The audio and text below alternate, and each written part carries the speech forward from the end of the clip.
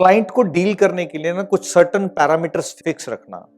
आपका ऑफिस, आपकी working space दो तरह से मैंने कहा हो सकती है। एक, नंबर वन, आप वर्क फ्रॉम होम करते हो। दूसरा, आपने एक प्रॉपर अपना सेटअप जो है वो बना रखा है। अगर आप वर्क फ्रॉम होम कर रहे हो तो पहली चीज, आप उस दिशा का चयन कर सकते हो जिस दिशा में बैठ करके आपको रेमेडीज देना या जिस दिशा में बैठ करके आपको कंसल्टेंसी देना जो है वो सूटेबल रहेगा।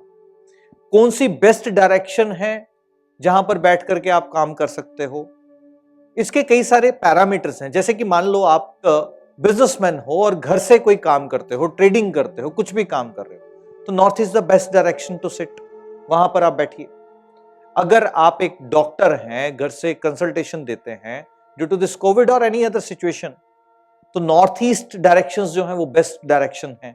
क्योंकि अगर एडमिनिस्ट्रेटिव पोस्ट के ऊपर है किसी भी कंपनी में, या आप कोई ऐसा कार्य कर रहे हैं जहां पर आप लोगों को आदेश देते हैं या लोगों को गाइड करते हैं आपको ऐसा करना चाहिए, तो उस कंडीशन में ईस्ट जो है वो बेस्ट डायरेक्शन रहती है।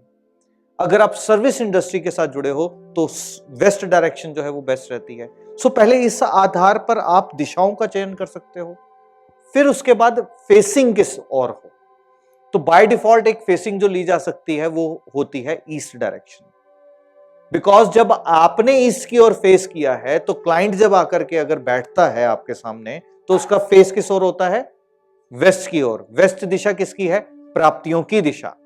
यानी कि आपको मान प्रतिष्ठा का लाभ, क्योंकि आपका मुख ईस्ट की ओर है, और क्लाइंट को उससे लाभ हो जाना जो कि वो सर्विसेज आपसे ले रहा है। सो ये बाय डिफॉल्ट इसको चुना जा सकता है।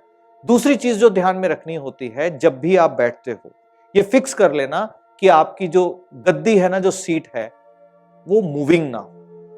ये मैंने पहले भी शेयर किया है आप लोगों से कि मूविंग सीट ना हो, यानी कि उसके नीचे पैर जो है वो फिक्स हो।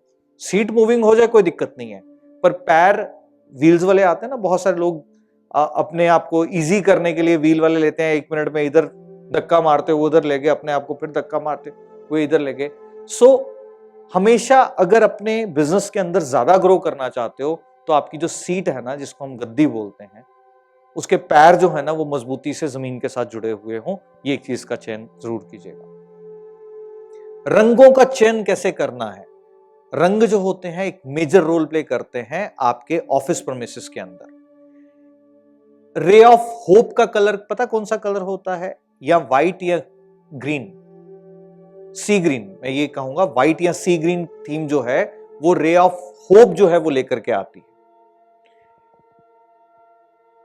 एक रेड कलर जो होता है जनरली अवॉइड करना चाहिए कभी भी कंसल्टेंसी के काम के अंदर, बिकॉज रेड जो होता है ना, एक आदमी को हमेशा द्वंद्व के अंदर डाले रखेगा और एक डर के अंदर डाले रखेगा। ग्रीन कलर क्योंकि हीलिंग का कलर है। ग्रीन कलर किस चीज का है? स्वयं हीलिंग का कलर है, इसलिए ग्रीन कलर का चयन सी ग्रीन कलर का या ऑफ व्हाइट शेड्स जो है वो यूज किए जा सकते हैं ऑकल्ट साइंसेस में। तो ठीक इस तरीके से ना, हर एक बिजनेस की नेचर को जान करके आप उस रंगों का चुनाव जो है वो कर सकते हो। ये रंगों के आधार पर कहता हूं। और दूसरी बात जो मैं कहता हूं कि आप जब भी क्लाइंट के सामने बैठते हैं, आपको यह देखना है कि क्लाइंट अगर ईस्ट में बैठा है, फेसिंग उसकी वेस्ट है, यानी कि वो कौन से तत्व में है? एयर में है। आप अगर वेस्ट में बैठ करके ईस्ट की ओर फेस कर रहे हो, अगर सर्विसेज दे रहे हो, वेस्ट में बैठ करके ईस्ट की ओर फेस कर रहे हो, तो आप किस में हो गए? आप स्पेस में हो गए और देख रहे हो किसको?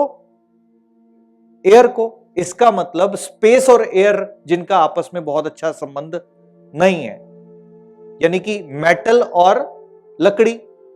लकड़ी जो है वो कुल्हाड़ी द्वारा ही काटी जाती है। इसका मतलब क्या होगा? आपका जो क्लाइंट होगा ना, उसको ये लगेगा यार ये लूट लेगा मेरे को, काट देगा मेरे को, मतलब ये पैसे मेरे से ज्यादा ले रहा है। आप उस कंडीशन में क्या करोगे? जल तत्व को अपने लेफ्ट साइड पे, यानी कि आप एक पानी का गिलास भी अगर भर करके अपने टेबल के लेफ्ट साइड पे ऊपर हमेशा रखते हो, तो एक बैलेंस जो है वो एक मेंटेन कर लो। कैसे मेंटेन कर लोगे? आपने जन्म किसको दिया? जल को। और जल जन्म किसको देगा? एयर को। तो एक बैलेंस स्टेट जो है वो आपने मेंटेन कर ली। ये आप ध्यान में रखेंगे। हाँ, तो दूसरी चीज जो आप न्यूमरोलॉजी के आधार पर कर सकते हैं वो ये कर सकते हैं, मैंने बहुत बार कहा कि एक छोटा सा उपाय आप सब लोग जरूर कीजिएगा। एक व्हाइट पेपर पर सिंपल हल्दी से 33 अंक लिख करके आप अपने गले के अंदर, अपना जो कैश बॉक्स है, अपने वॉलेट के अंदर जो है वो रख सकते हो। कौन सा अंक लिखना है? 33। और लिखना किससे है उसको? हल्दी से। हल्दी को पानी में घोल लीजिए और उसको अपनी फर्स्ट फिंगर से उसको आपने क्या करना है, 33 अंक जो है वो बना लेना है। और उसको व्हाइट पेपर को जब वो सूख जाए उसको लैमिनेट करवा करके आप अपने कैश बॉक्स के अंदर, अपने वॉलेट के अंदर, अपने गले के अंदर जो है उसको रखिए।